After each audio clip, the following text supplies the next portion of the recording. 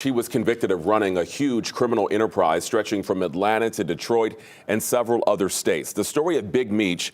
Demetrius Flannery and his brother, Terry, ran one of the country's largest drug operations during the late 80s, 90s, and early 2000s. You know, I want to talk about Big Meech for a minute.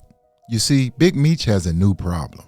And it's not the police, it's not the feds, it's not even the drug game anymore. Big Meech is famous, and that might actually be a bigger problem.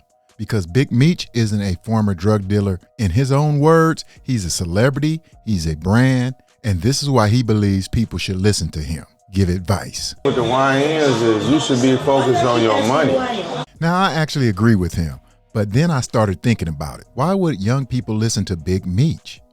He wasn't a normal businessman. He didn't become famous because he was some great motivational speaker. And many of you already know this. He was a criminal. But before the celebrity photos, before BMF became a television show, before Big Meech became a brand he is today, there was a lifestyle.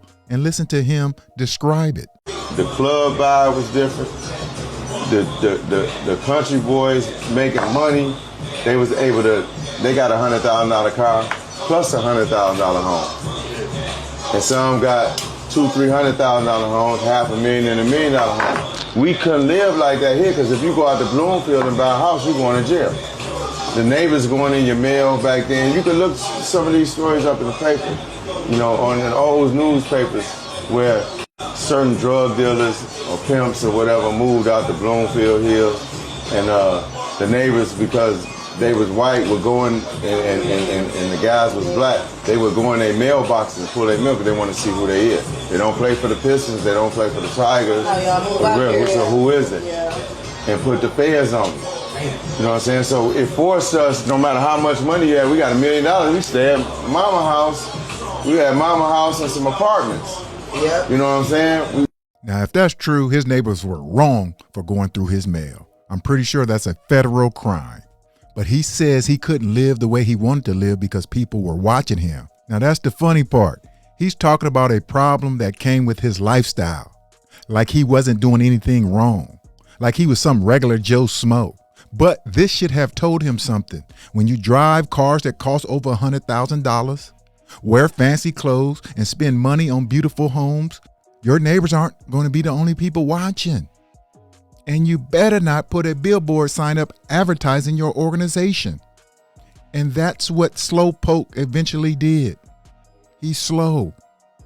And he got caught and went to jail. Then 50 Cent made his life into a television show called BMF. You see, people weren't just hearing about Meech anymore.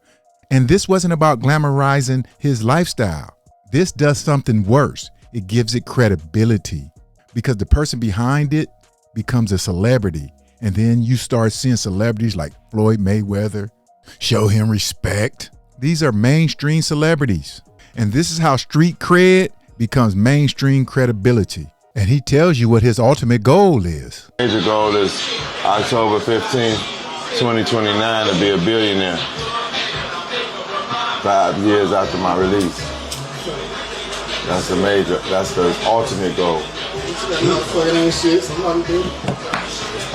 Well, you know, it's easy, it's simplistic out here. You know what I'm saying? All you gotta do is put yourself in a position to be able to work with other people's money. You see what I'm saying? You gotta become a brand. We did it for years in the illegal game, so why I can't turn around and do the same thing in the legitimate world? I'm a brand, I'm a walking brand. I like to be out front, I can handle myself out front. I'm not arrogant or none of that. I'm humble. You know what I'm saying? I've really been through stuff, so people listen when I talk because I'm speaking from real life experience. You see what I'm saying? So like, I done been wrong and I done been right, you know, but I self-reflect.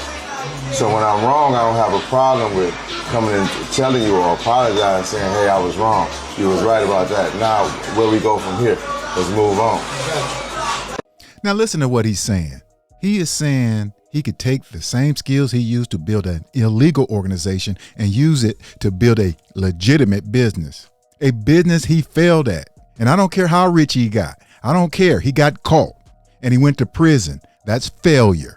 And now he thinks people should listen to him. You know, some people just stay delusional. Now, how many of you guys are out there saying, yeah, I'll listen to him, I'll follow him? When they take these street guys and give them mainstream credibility, they start thinking they're the cultural authority. Okay, because see, I've always heard people say, well, street bosses or mafia guys could have ran Fortune 500 companies. No, they couldn't have, because if they could have, they would have, period. See, being legitimate doesn't make your past disappear. And I'm not saying you can't change your life. I'm saying you need to understand when you're being used as a puppet. And you could tell he's not the sharpest tool in the box because he still have that same old street mentality. Listen to him here. Look how many movies been done on the Italian mafia. Right. Yeah. Over Lucky Luciano, Al Capone, That's true. Maya Lansky. So when they do a show on Big Meech, We celebrate this. They Glorify drug it. dealer and this, that, and the other. No, I don't want my son looking at I him. know. Right. You know what I'm saying? Like, I done a lot of positive stuff. You know, like I said, it's the right way to do wrong. I done a lot of positive stuff. I was raised in a good home. Yeah. You know what I'm saying? My home I didn't have a junkie home or an alcoholic home. Like, my mom and dad didn't do drugs. They didn't drink or nothing. They went to church every day. So I'm seeing they struggle being good people. They on welfare. My mom got to act like my daddy don't live with us. He got to come in from work through the back door. Stuff like that. So people don't know that part of my story. And to see how I'm looking at, like, come on, my daddy is pawning guitars. You know, my mom mad because daddy buying too many guitars. Man, and I then know he that got to about pawn the guitars. My and pay dad the played bills. bass. I know about that. You know what I'm saying? Yeah. Mama pay half on all the bills. She never paid the whole bill. You know, and then it's don't answer the phone. That's why the feds wonder why they couldn't catch me on the phone, because I never liked the phone. My mom Bill collectors was don't the answer the feds. phone, even if Jesus called. Look how many movies been done. He's right about one thing. America has turned criminals into entertainment for generations. Lucky Luciano, Al Capone, Pretty Boy Floyd. Yes, their stories became movies and television shows. But here's the difference a lot of these street dudes miss. They didn't take Al Capone story and make it a representation of an entire racial community. They didn't package white criminality and sell it as white culture. They didn't use bootleggers like Joseph Kennedy to destroy communities. They didn't do that. And the fact that he keeps talking about how he didn't grow up in a junkie home tells you how slower than he is than you think. Because you can grow up in a good home and still end up with this bad mindset. And anybody could, because anybody knows just because you grow up a certain way doesn't mean you're going to become a criminal like him. See, all these street dudes become street dudes because they had no game to get the women they wanted. They took the easy way out. And he tells you this himself. Listen to him talk about how he used to do things, how he used to live. Like he just really miss it. I wouldn't do it when it came to a mink dragging the flow. Yeah. I like my shit dragging. I don't even, my shit need to be made for me, not off the rack. That's how I was taught. That's how we was raised. Yeah. She'll tell you the same shit. If a mink full length slot right here, you know it's off the rack. Yeah. When that shit is down, flow. what? Yeah, that bitch. You know that bitch I need taking snow on this bitch. You know what I'm saying? We used to have them with the hood. Hey, that bitch like I'm shoveling the snow. We had the full length minks with the hood, made by the Italian guy Ray and Anna Natis in Las Vegas. They made coats for Don King, Tyson, and Liberace.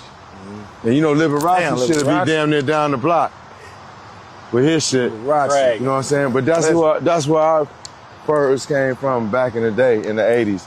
And we was kids, and we'd always fly over to Vegas during our off when we ain't really hustling, so we don't want nobody bothering us talking about where to work at, or we in Vegas till the people call and say, it's here.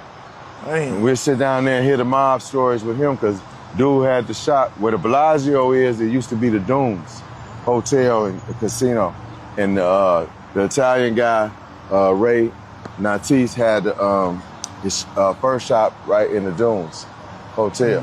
So we'd go down there and sit and listen to mob stories and order minks and chinchillas and sables, Russian sables and all this type of furs and foxes and coyotes. Y'all niggas live a hell of a life, boy. Man, listen, man, it was a blessing.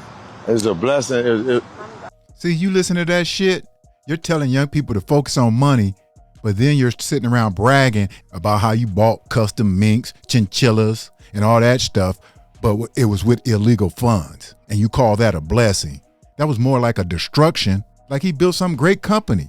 He didn't create jobs. He created more black criminals, talking about how good you look living a criminal lifestyle. And this is why I do these videos, because they keep pushing this. All these ex-cons and all that. And I know they have the right to live their life and be productive citizens. Nothing wrong with that. But they're being pushed to the forefront of the community to bring credibility to their lifestyle. Okay, and these are men who got caught, went to prison. But they thinking like they're giving some kind of great TED talk. And we wonder why the community is all messed up, because a lot of people grow up looking up to these guys. A man who think because his mink was dragging on the floor, he did something special. No, dude, the only thing you did special was you became a community destroyer and you didn't do anything positive. So stop the cap. How about this? You want to do something positive? Why don't you just disappear? So people won't see that you can do all that stuff you did and survive. Okay, but now you won't do that because you're still being used as a puppet. Broke it down to its very last compound.